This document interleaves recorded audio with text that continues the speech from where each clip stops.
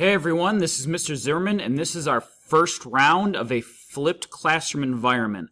And so this is going to be something we do a lot more in this year, that whenever we have basic notes or vocabulary, this is the kind of thing where I'm going to create video lectures and you'll record it at home, and then we'll go over the essentials in class, but this gives us way more time to do the nitty-gritty and fun history in social studies, so you don't have to just sit there and take notes. So the goal for this particular lesson, so you're still working from the China packet.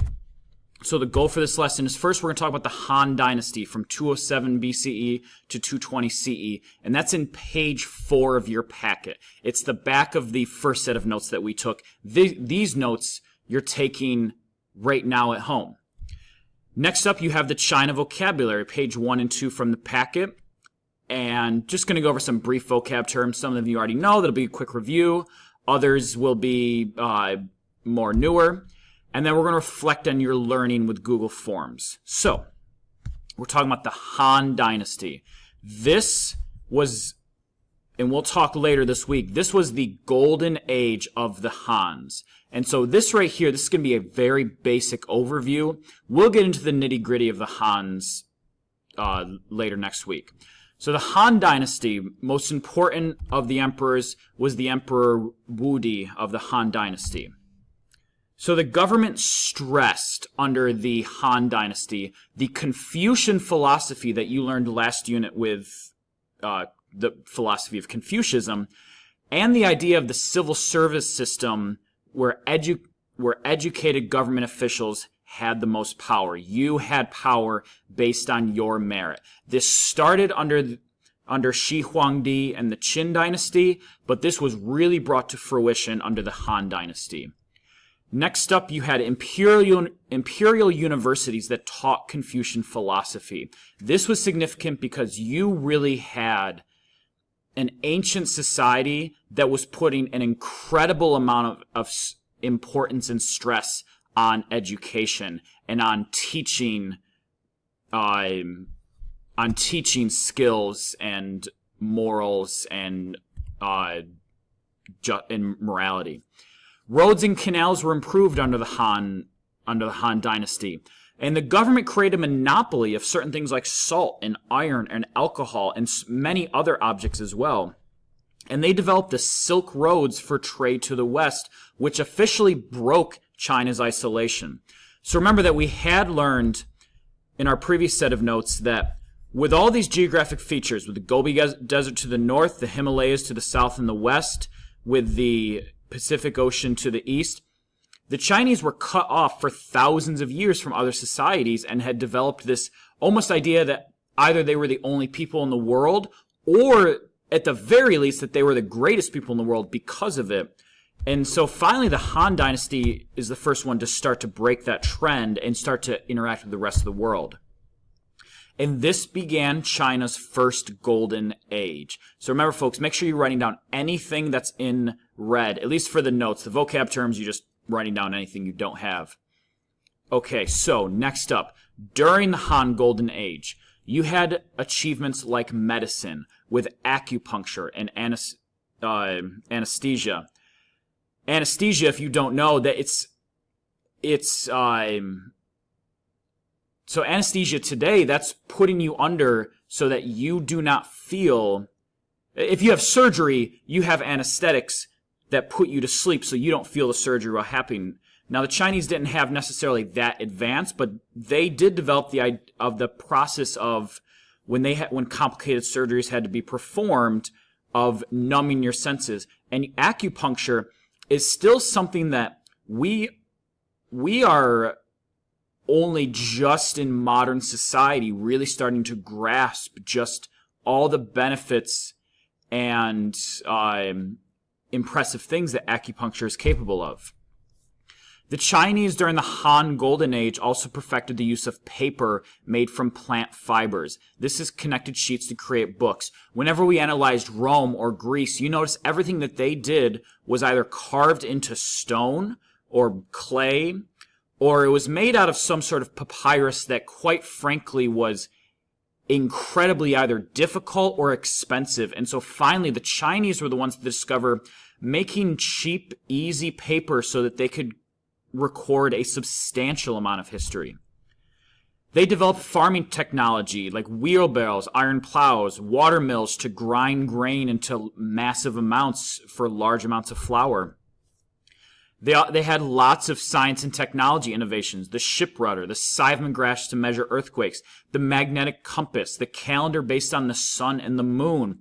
They also estimated pi, which is funny because we talked about how the Greeks also were the first to do that, and maybe we shouldn't be saying they're the first to do it, in that it's fascinating when we study classical civilizations how you have numerous times where a civilization discovers something, and to them it's for the first time, but it's not necessarily the first time in human history. And so just like the Greeks did, the Chinese also estimated the value of pi and the significance related to it in their own development. And they also had advances in art with jade, ivory, porcelain, and silk. And the porcelain and silk we'll talk about in a moment. So the silk was incredibly valuable. Silk is insanely valuable today. Even with modern ways of making it, silk is still pretty expensive. So, and silk back then, when you had more archaic methods of making it, silk was one of a kind. It was a luxury that the whole world was willing to pay anything for. And this led to the invention of the Silk Roads. So you have China right here, and China started to realize the further they went, the more they could make monetary-wise trading their silk. They went through the Himalayas to India. They went through the deserts to trade with Persia, with Arabia, with Egypt, Somalia, Europe. So some of the Silk Roads were over land, and a lot of them were via sea.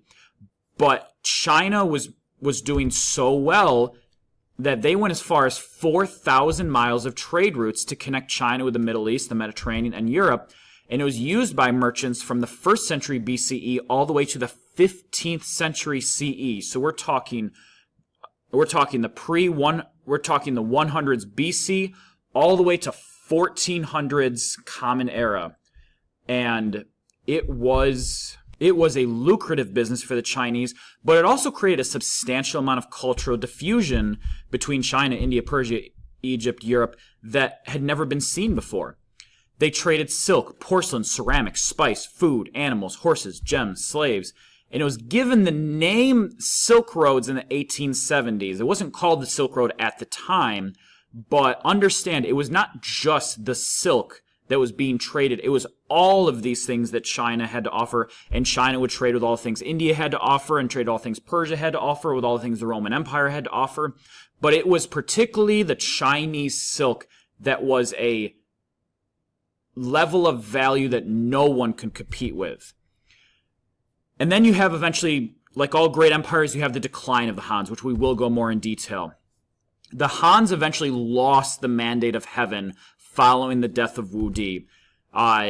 People stopped believing that the Hans had the righteous claim, the righteous gift from the gods to rule over them. Unity was lost to local warlords for 400 years. So all of this unified Han dynasty / empire, it started breaking into small pieces, similar to what Alexander the Great's empire did.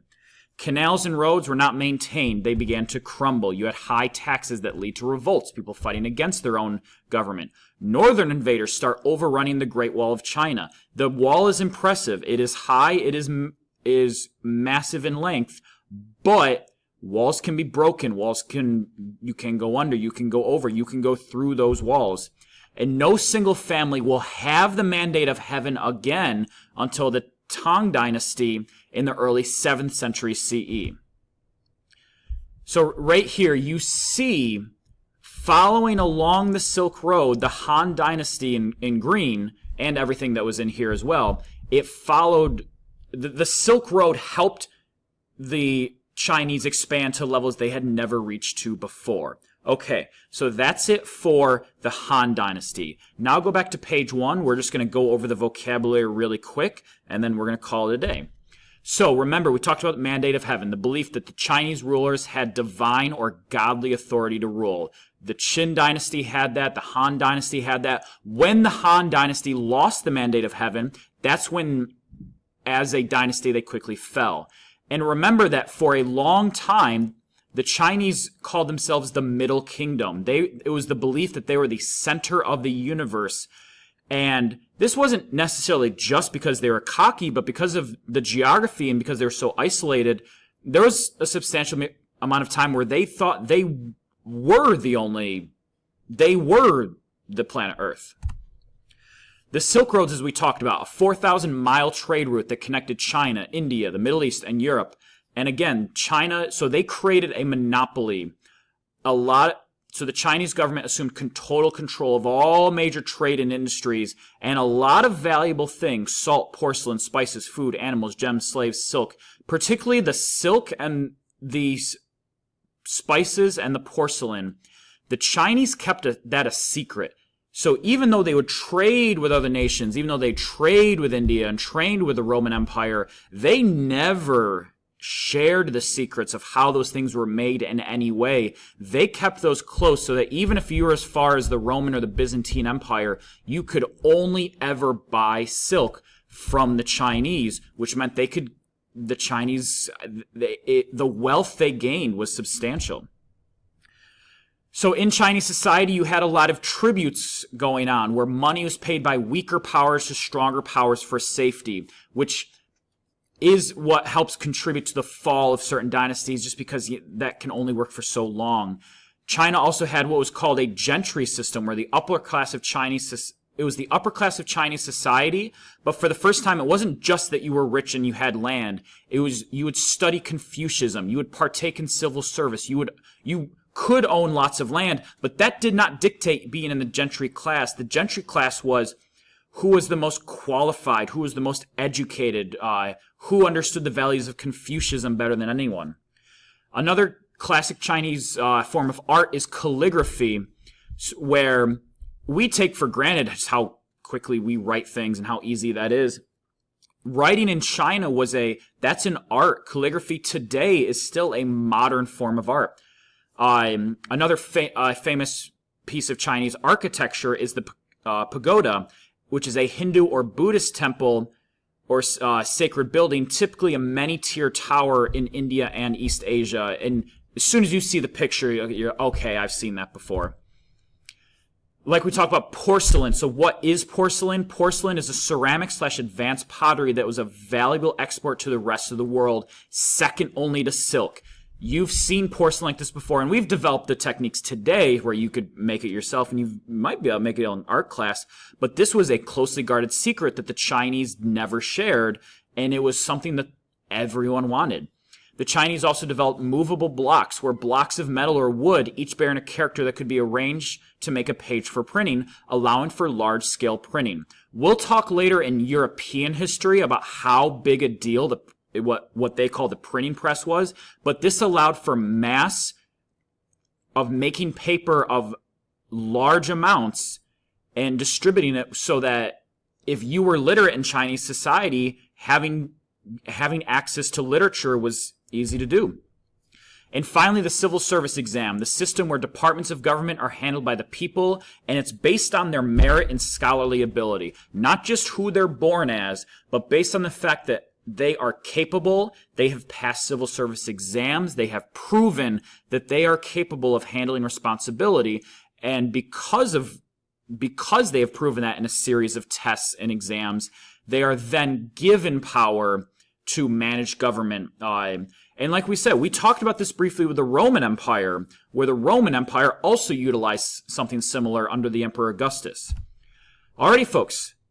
Good job. Batman's giving you a thumbs up. He's proud of you. You've taken the notes. There's one last thing you have to do. So you're going to go back to OneNote and under the content folder, which is where most of you found this video lecture anyway, you need to take the Google Forms take-home quiz.